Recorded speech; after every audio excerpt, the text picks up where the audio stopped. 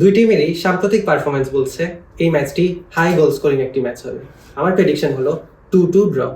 I agree with Tashki and আমার প্রেডিকশনটাও same 2-2। আমার কাছে মনে হচ্ছে ম্যাচটি 2-1 সিটির পক্ষে যেতে পারে। Welcome to the first pre-match show of Outside the Box Analysis and we are going to start with the cracking Manchester Derby. অবশ্য রবিবারের ইতিহাসে যে ম্যাচটি হতে যাচ্ছে সেটি ক্র্যাকিং বলা আসলে খুব ভুল হয়ে যায়, কারণ দুই দলের সাম্প্রতিক ফর্ম আসলে আমাদেরকে ভাবাচ্ছে কে ম্যাচটি জিতবে সেটির উপর নয়, বরং ম্যাচটি কে হারছে না সেটির উপর। আমরা যদি দুই দলের recent head to head match নিয়ে কথা বলি তাহলে সিটি বেশ এগিয়ে থাকবে। সর্বশেষ এফএ কাপ ফাইনালের জয় এবং তার পরবর্তী কমিউনিটি শিল্ডের টাই ব্রেকার হার বাদে আসলে ইউনাইটেড বেশ একপেশেভাবেই দুই দলের মধ্যে দুর্বলতম দল হয়ে এসেছে। সিটির বিপক্ষে প্রিমিয়ার লিগে তাদের সর্বশেষ জয় এসেছে 2023 জানুয়ারিতে, আর ইতিহাদ থেকে তারা সর্বশেষ জয় নিয়ে ফিরতে পেরেছে 2021 সালে। ম্যানচেস্টার সিটির সাম্প্রতিক ফর্ম নিয়ে যদি বলি, তারা তাদের ইতিহাসে সবচেয়ে কঠিন সময়গুলোর একটি পার করছে। সর্বশেষ 10টি ম্যাচে তাদের জয় কেবল 1টি, ড্র 2টি এবং হার 7টি। এই 10 ম্যাচে তারা কনসিড করেছে 23টি গোল এবং স্কোর করেছে মাত্র 12টি গোল। ক্লিনশিট তাদের মাত্র 1টি, যার ফলস্বরূপ তাদের বর্তমান লিগ পজিশন 4th। লিগ টেবিলে বর্তমানে 15তম পজিশনে থাকা ইউনাইটেডের কেবল সাম্প্রতিক পারফরমেন্সই নয়, পুরো সিজনের পারফরমেন্সই বেশ হতাশাজনক।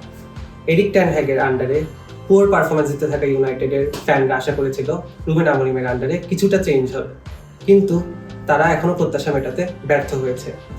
সর্বশেষ 6 ম্যাচে ইউনাইটেডের জয় 3টি, ড্র 1টি এবং হার 2টি। এই 6 ম্যাচে তারা গোল করেছে প্রতি ম্যাচে গড়ে 2টি করে মোট 12টি এবং কনসিড করেছে 9টি। এই 6 ম্যাচে তাদের ক্লিনশিটের সংখ্যা 1টি। ইনজুরিতে আক্রান্ত ম্যানচেস্টার সিটির জন্য এখন স্টার্টিং ইলেভেনটা দাঁড় করানোই বেশ চ্যালেঞ্জিং একটা ব্যাপার হয়ে দাঁড়িয়েছে। ইউসিএল এর লাস্ট ম্যাচে গোলকিপিং পজিশনে এডারসন ব্যাক করলেও তাদের গোল কনসিড করার যে ধারা সেটা কিন্তু বন্ধ হয়নি। অন্যদিকে ডিফেন্ডারদের মধ্যে স্টোনস, আকানজি, আকে তারা সবাই কিন্তু ইনজুর্ড। সো আলটিমেটলি ব্যাক লাইনে কিন্তু একজন নতুন প্লেয়ারকে আনতেই হচ্ছে। সেক্ষেত্রে জস্কো গাভার্দিওল যদি লেফট ব্যাক পজিশনে খেলেন তাহলে সেন্টার ব্যাক পজিশনে চলে আসতে পারেন 19 বছর বয়সী সেন্টার ব্যাক জামাই সিমসন। অন্যদিকে গাভার্দিওলকে যদি সেন্টার ব্যাক পজিশনে খেলানো হয় সেক্ষেত্রে লেফট ব্যাক পজিশনে চলে আসতে পারেন 21 বছর বয়সী জশ উইলসন। বাট ইদার কেসেই কিন্তু নতুন একজন প্লেয়ারকে আনতে হচ্ছে ডিফেন্ডিং লাইনে। ইনজুরির কারণে সেম মিডফিল্ড নিয়েই তাদেরকে নামতে হচ্ছে বার্নার্দো সিলভা, গুন্দোগান এবং কেভিন ডি ব্রুইনা।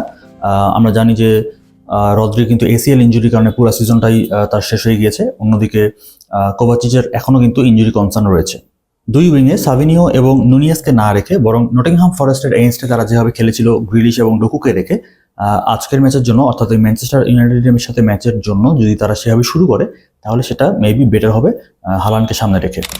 তো আমরা যদি ইউনাইটেডের প্রবেবল স্টার্টিং লাইন আপ নিয়ে কথা বলতে চাই তাহলে এইটা আমরা খেয়াল করেছি যে রুবেন আমোরিমের আন্ডারে ইউনাইটেড 3-4-2-1 এই ফরমেশনে স্টার্ট করে, যেখানে গোলকিপার হিসেবে থাকে আন্দ্রে ওনানা। আমরা যদি ব্যাক লাইনের কথা বলতে চাই তো ব্যাক লাইনে ডিলিক্ট এবং মার্তিনেজের সাথে স্টার্ট করা উচিত ইদার মাজরাউইর অথবা লেনি ইয়োরোর। এবং আমরা এটাও খেয়াল করেছি রিসেন্ট টাইমসে যে ম্যাগুয়ারও কিছু গেম টাইম পেতে পারে। আমরা যদি মিডফিল্ডের কথা চিন্তা করি তাহলে দুই উইং ব্যাকে ডালো এবং আমাদ এই দুজনে স্টার্ট করার কথা।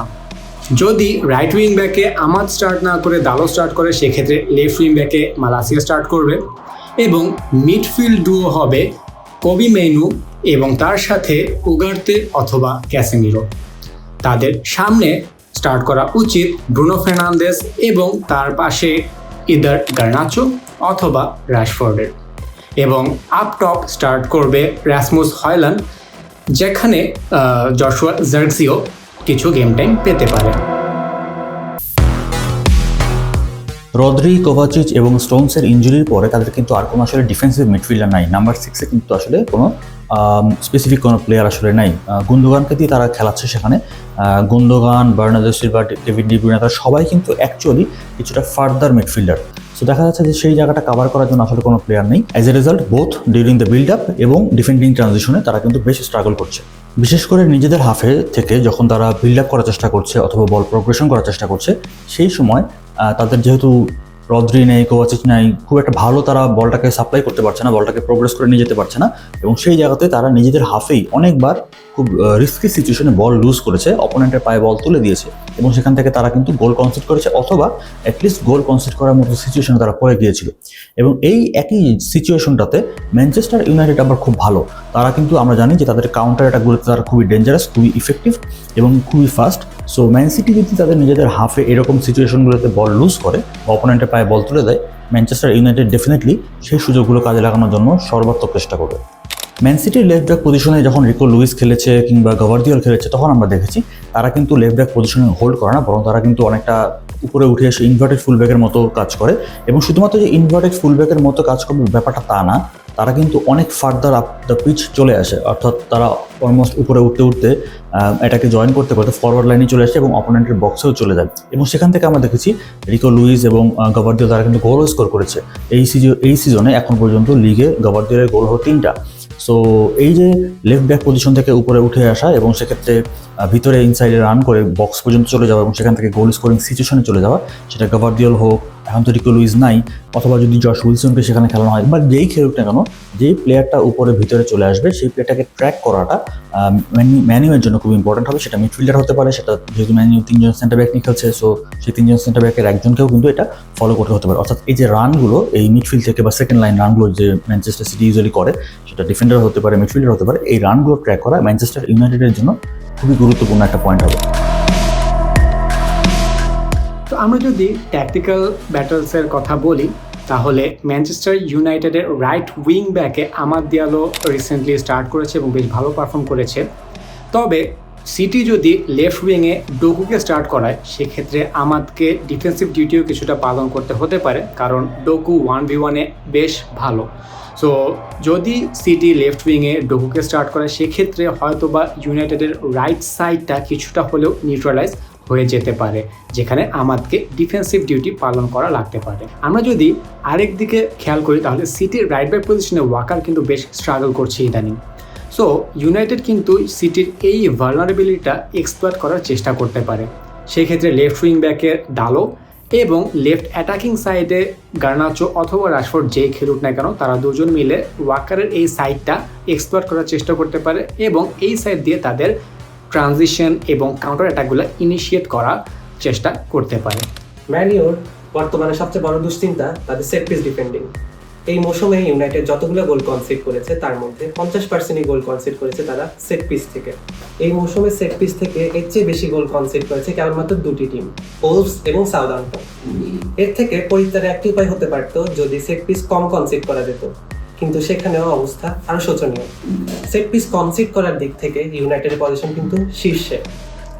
পেপ গার্দিওলা নিশ্চিতভাবে ইউনাইটেডের সেট পিস দুর্বলতাকে কাজে লাগানোর চেষ্টা করবে। বিশেষ করে ইউনাইটেডের জোনাল মার্কিং ক্লিয়ারলি কাজ করছে না। প্রতিপক্ষে যখন আর্লিং হ্যাল্যান্ডের মতো একজন স্ট্রাইকার থাকে, তখন রুবেন আমোরিমকে বিশেষভাবে এ নিয়ে ভাবতে হবে। ম্যান সিটির যদি কি প্লেয়ারের কথা আমরা চিন্তা করি, প্রথমত আমরা যদি এভাবে বলি যে কেভিন ডি ব্রুইনা ফিরে আসার পর, ইনজুরি থেকে ফিরে আসার পর তার সাথে হালান্ডের যে বোঝাপড়াটা রয়েছে সেটা মোটামুটি আবারও আগের মতো কিছুটা ব্যাক করেছে। বাট ইম্পর্টেন্ট হলো হালান্ড এই সিজনে অলরেডি লিগে 13টা গোল করে ফেললেও একই সাথে তিনি 13টা বিগ চান্সেস মিসও করেছেন।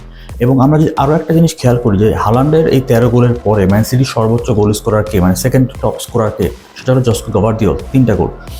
সো যার কারণে বোঝা যাচ্ছে যে সিটিতে আগে যেটা হতো যে অ্যাটাকিং মিডফিল্ডার রয়েছে Bernardo Silva, Kevin De Bruyne কিংবা উইঙ্গার যারা খেলতো তারা অনেক বেশি গোল পেত, এই সিজনে এখন পর্যন্ত নুনিয়েজ এবং সাবিনো তারা কিন্তু কোনো গোল স্কোর করতে পারেনি। অ্যাসিস্ট করেছে তারা 2টা বা 3টা করে, কিন্তু কোনো গোল তারা এখন পর্যন্ত করতে পারেন, যেটা কিনা সিটির জন্য খুবই বড় একটা কনসার্ন। এবং এই জন্য আসলে আমার কাছে মনে হচ্ছে এই ম্যাচে ম্যানচেস্টার সিটির জন্য কি প্লেয়ার হতে যাচ্ছেন ডোকু, এবং তাকে এই জন্যই আসলে ম্যাচের একদম শুরু থেকে স্টার্টিং 11 থেকে খেলানো উচিত। তার যে ড্রিবলিং কোয়ালিটিটা রয়েছে সেটা তিনি ম্যানচেস্টার সিটির এই লেফট সাইডে, এবং আমরা যদি চিন্তা করি manual right wing back position বা রাইট ব্যাক পজিশন এই সাইডটাতে যদি আমরা চিন্তা করি, সেক্ষেত্রে তিনি একটা বড় ভূমিকা রাখতে পারেন এবং গোল স্কোর করার ক্ষেত্রেও তার ক্যাপাবিলিটি রয়েছে এবং একই ক্ষেত্রে গোল বানিয়ে দেওয়ার ক্ষেত্রেও তার কিন্তু ভালো ক্যাপাবিলিটি রয়েছে। সো আমি মনে করি ডোকু এই ম্যাচে ম্যানচেস্টার সিটির জন্য খুব বড় একটা কি প্লেয়ার হতে যাচ্ছেন, সিগনিফিকেন্ট রোল প্লে করতে যাচ্ছেন যদি তাকে স্টার্টিং 11 থেকে শুরু করানো হয় তাহলে সেটা তাদের জন্য বেটার হবে। এই ম্যাচে যদি ইউনাইটেডের 3টি কি প্লেয়ার বেছে নিতে হয়, আমি বেছে নেব ব্রুনো ফার্নান্দেজ, আলেকজান্ডার গার্নাচো এবং আমাদ ডিয়ালোকে। শুরুতে যদি ব্রুনোর কথা বলি, ইউনাইটেড মানে যেন ব্রুনো। বিল্ড আপ থেকে শুরু করে ফাইনাল থার্ড ব্রুনো ফার্নান্দেজের মাধ্যমে সবকিছু হয়। ফর এক্সাম্পল, ইউনাইটেডের সর্বশেষ ম্যাচে ভিক্টোরিয়া পালজেনের এগেনস্টে ব্রুনো ফার্নান্দেজ একাই 7টি চান্স ক্রিয়েট করেছে, যা মাঠে থাকা অন্যান্য যে কোনো প্লেয়ার থেকে 4টি বেশি। তারপরে আসি আলেকজান্ডার গার্নাচোতে।